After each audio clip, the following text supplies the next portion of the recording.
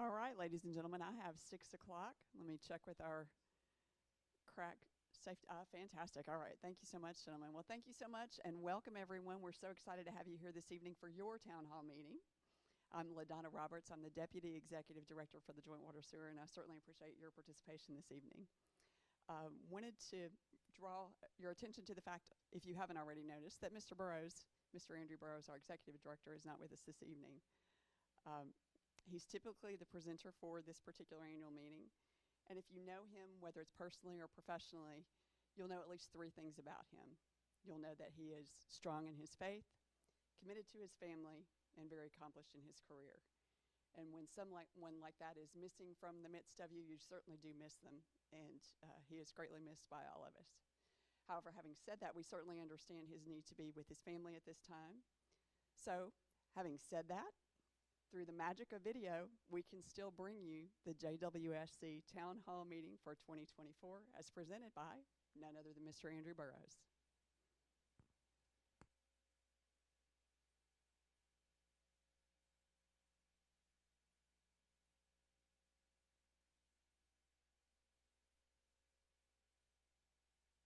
Good evening and welcome to the annual JWSC Town Hall meetings. On Wednesday night we will be at Howard Coffin Park in downtown Brunswick, and Thursday we'll be at the casino on St. Simon's Island.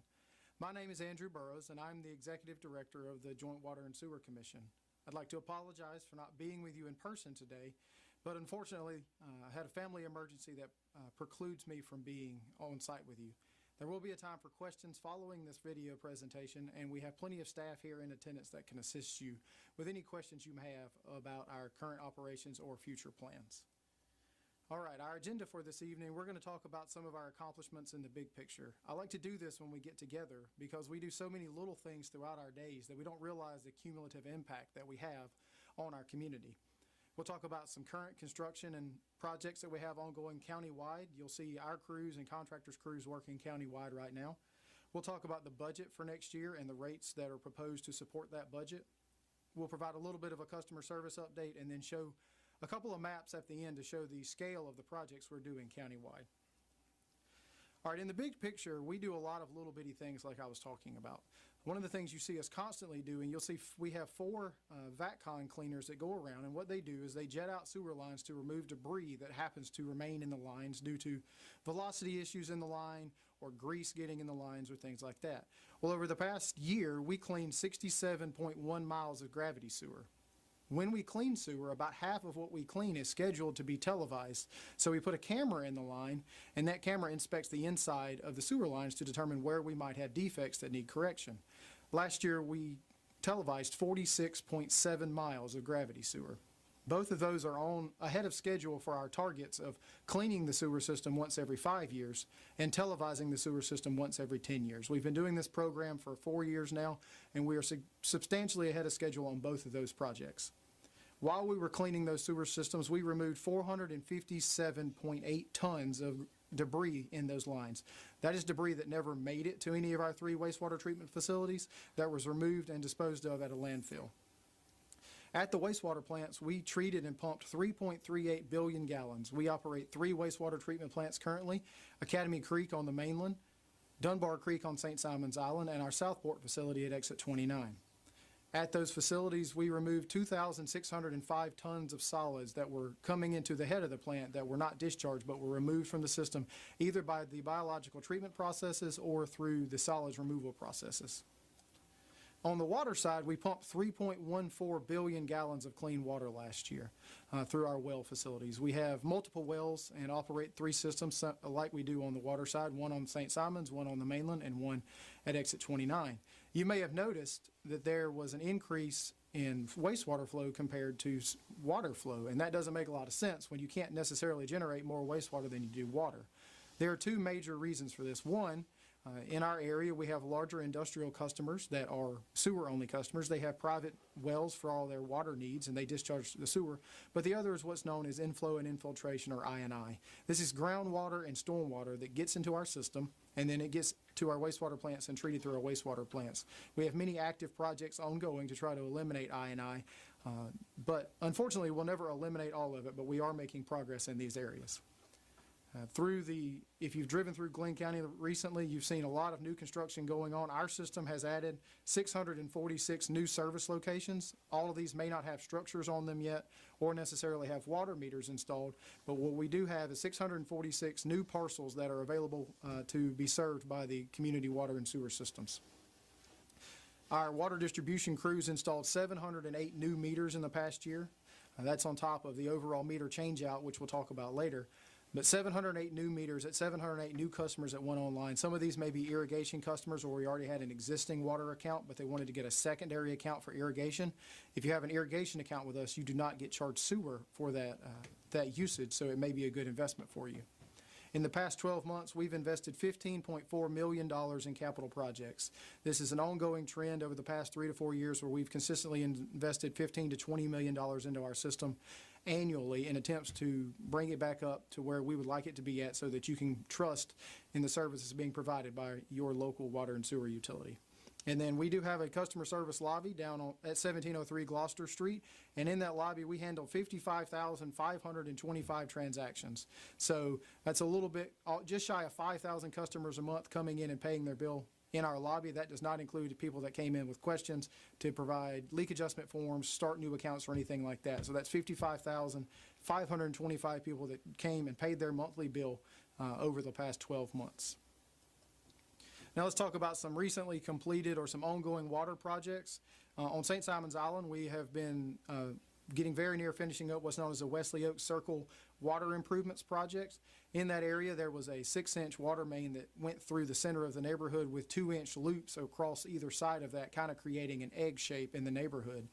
What we've done to replace some of those older lines that we were having some pressure issues in, and some of it is galvanized and some of it is known as transite pipe, we've installed all new HDPE piping in that neighborhood, and I've got some pictures for you to show that. North Mainland Water Loops was a project that finished up this first quarter of the spring. That was a project to connect 3 different parts of our system in the North Mainland, and we call it looping because water can be fed from multiple directions.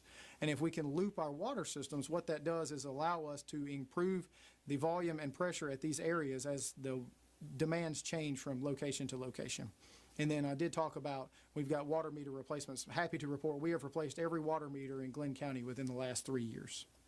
So here's some photos from Wesley Oak Circle. Again, we replaced that 6-inch central section with an 8-inch main, and then we put 6-inch loops around to replace the 2-inch. This system's not quite online yet. We've got to make a few more tie-ins, but it should be completed before the end of June. In the picture on the left there, you see our crews that are digging down to make a connection for a hydrant, new fire hydrants in the area. We do not have hydrants on 2-inch mains. However, with a new 8-inch main looping with a 6-inch main on either end, those new lines have new fire protection capabilities for the neighborhood. So you see on the right the finished product of that new hydrant that is going into that area.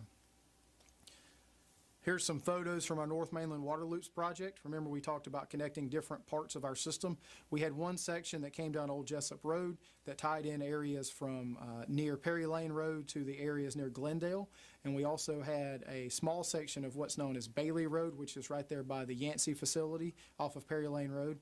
And our final connection point, two other connection points, sorry. One of them was on Hautala Drive, the little cut through right there between Kate Road and Old Jessup, and then underneath the spur we tied in from over by the bowling alley to over by Toucan's Ale House and looped that system. So previously, before this project was ongoing, if we had a water main break along Kate Road, we'd have to essentially shut off service to the entire exit 38 area because it was only single fed. By looping this area, it substantially reduces the amount of customers that have to be put out of service to fix a leak, while also improving fire protection and water pressure for each of these customers. On the left in this photo, that's a new valve that's going into the system to help tie these 2 sets of systems together. Our contractor, Valancourt Construction, did a very nice job on this project. That's one of their crew members there. And on the right, we also did, and contrary to your standard open cut methodology for installation, the area under Golden Isles Parkway we did with a trenchless technology, so we horizontally directionally drilled pipe through that area. So you see a larger pipe on the back of that. That's a carrier pipe or casing pipe that went under Golden Isles Parkway with the main water line that is fed through that. And you see there we're doing some pressure testing to ensure that this fused pipe doesn't have any holes in it so that when we put water to it there are no leaks. And our water meter replacements have been ongoing for a couple of years. Those got wrapped up just at the end of 2023. And last year I showed you some pictures of the data we might have on individual customers. Well, this year I want to show you some of the fun things we can do with these meters system-wide. So this first graph here, this is a daily endpoint graph for the last week of May, early June. This was snipped today. I will say the 6-3, it takes 24 hours for all the readings to come in, so that day is not fully in yet, so we did not have 1 million gallons less usage for the day. Those readings are still coming in.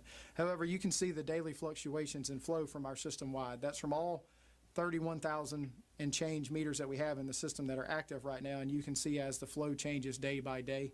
And you will see slight reductions on the weekends and things like that, as some of our commercial enterprises may not be open on the weekends. But on the customer level, this is the Joint Water and Sewer Systems account here at 1703 Gloucester Street. And you can see we have monthly fluctuations just like you do at your home address. You know, your bill changes a little bit month to month. You may use 3,500 gallons one month and 4,500 gallons the next month, and it averages out over the year. That's why you see some slight fluctuations. But even here at a business that we're open continuously Monday through Friday, 8 to 5, and we have people here a little bit before 8 and sometimes after 5. There's a handful of people still hanging around, and you see some fluctuations month to month based off of water usage. Again, you see the June readings. It's very early in June, so we have very little water usage thus far, and then of course Saturday and Sunday being the 1st and 2nd of June, limited